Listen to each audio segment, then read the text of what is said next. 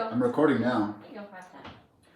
So, hi everybody and welcome back to another episode of Kurt's. I am Kurt. It is still January. We're still trying to be fit, but we really want some pizza tonight. So, I'm going to show you the optimal process for making quinoa pizza. It's not a new concept, but I'm going to show you a couple tips and tricks to make it the best way possible and stick to your diet. So let's do it. You need to start off with some quinoa, and you need to start off by preparing it the morning of. So this morning, we took 1.5 cups of quinoa, dry cups of quinoa, and soaked it in water for between 6 to 8 hours. And that's gonna make us 2 pizzas. So basically per pizza, you want about 3/4 cups of dry quinoa. Soak it in water, and yeah, this is what you're gonna end up with. Then we're gonna strain it. Whatever you end up straining this with, one of these things should work just fine. But you're gonna get your quinoa and you just wanna get it into the strainer. And I actually, you don't wanna press this out and get it super dry. You actually want the water to kind of lubricate the quinoa so you get a good crust, a good paste to make our crust. Yeah, once you get it drained to the point where it's not actively dripping, into the food processor, the quinoa goes. Be careful.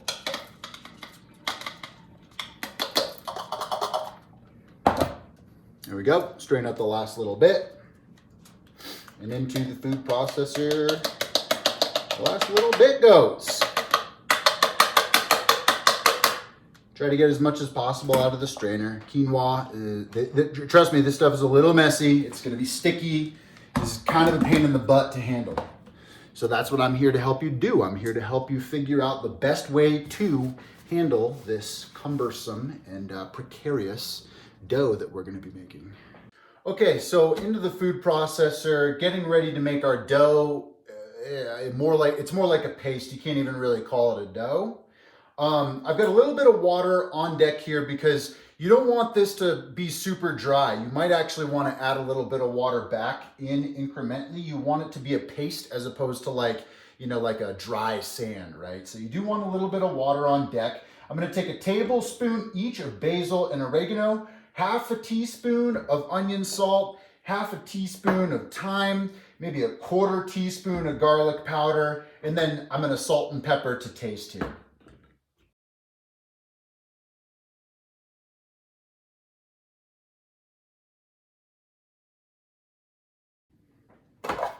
All right, seasonings in the food processor. I'm gonna drip a little bit of water in here just because the seasonings kind of dry it out. And start by pulsing it.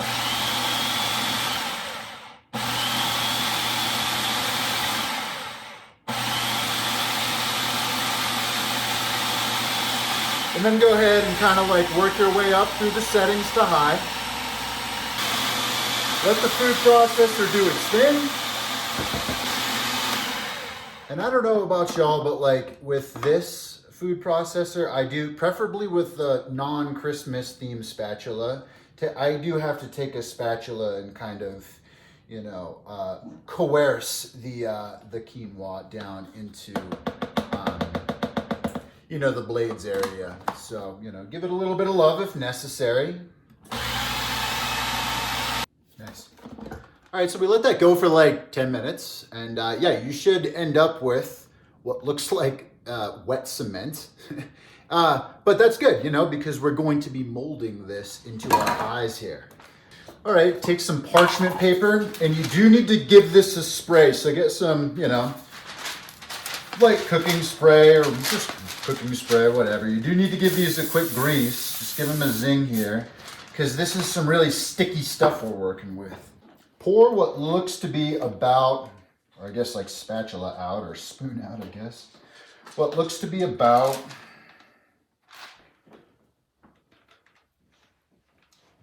half of this onto one of these. I've got a scale underneath here, and I'm gonna actually measure out in ounces, whatever it's on. So that's about 8.7 ounces. If you don't have a scale, you can eyeball it too, just like this is the way to be most exact. Okay. So this is about 11 ounces on this one. How are we looking over here? 9.9, so we need to take, what, an ounce off of here and add it to there. And that should be just about even. 10.9. So I'm going to take a couple of last little drips here and put it on this one. And that should be just about even. Just about even with less than an ounce difference. Alrighty then, so each of our piles here is about, each of our piles of dough, each of our little scoops, our piles here are about 10.5 ounces, 10 and change ounces. And so the best way to form this out, in my humble opinion, is to place a piece of plastic wrap on top and literally just work this out with your hands as though, like, you know, you're forming it with like regular old dough, you know?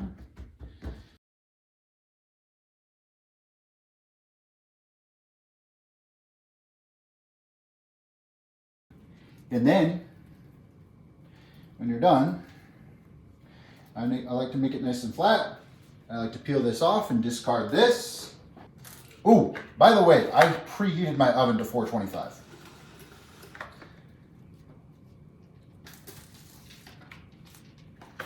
So if you want to have your oven preheating, if not already, start preheating it now. While, you know, you do your thing here.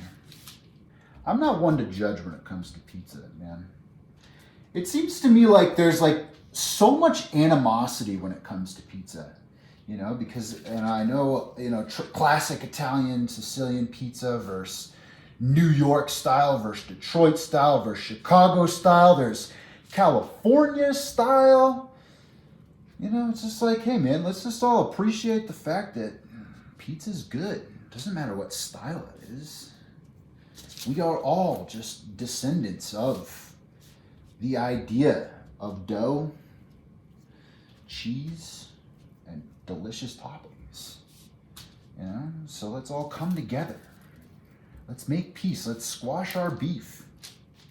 And then let's put that beef on our preferred dough style and put cheese on top of it and make it into whatever we want to have for pizza on that particular day. You're just carefully, it's gonna stick at first, but if you just give it a little bit of love, it should pull right off like that. And you should have two beautiful quinoa pizza crusts. Now, like, when I transfer these over to the pan, I always form them on the counter first. But, like, see how, like, forgiving the dough is? Like, you know, just slide it right on into the oven, 425 degrees for, how long? 15 minutes. Our pizza dough has come out of the oven after 15 minutes. And look at this. It should just pull right up beautifully. You should have a nice, you know, cohesive unit.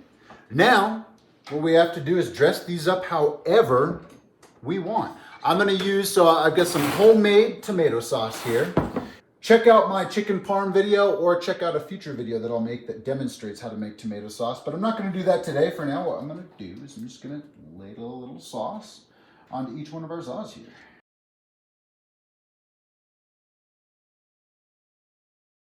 Once you have sauced them to your liking, you're gonna topping them up as much as you want. I'm gonna do a little spinach and tomato with like these nice like broad but thin cut slices of tomato here.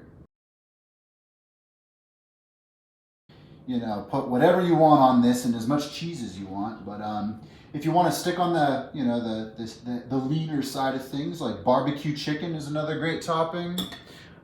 Turkey pepperoni is not bad. This is about a cup of cheese. That's just what I've got budgeted for today's meal. But feel free to use as much or as little cheese as you want. Mozzarella cheese, part skim, reduced fat, light mozzarella cheese. I've tried fat-free cheese before. And dude, it's just not worth it. Like, it's not worth it at all. It like melts like glue.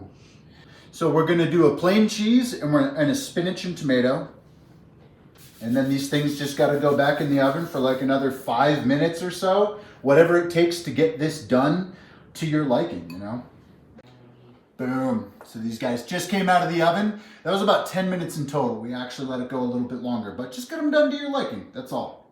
Let them rest for like 1 or 2 minutes, and then we'll cut into them. And then, yeah, you know, just you can use a spatula if you want to, but they should just pull right off. Real nice. Use your preferred pizza cutting method. Boom, there you have it. Quinoa pizza. Pizza night when you want to feel good about eating pizza. This is it. This is it right here. This looks delectable. I cannot wait. Haley, you want to come try this? Yes. The quinoa pizza slice. This is it right here. Ooh. When you need to get your pizza fix on.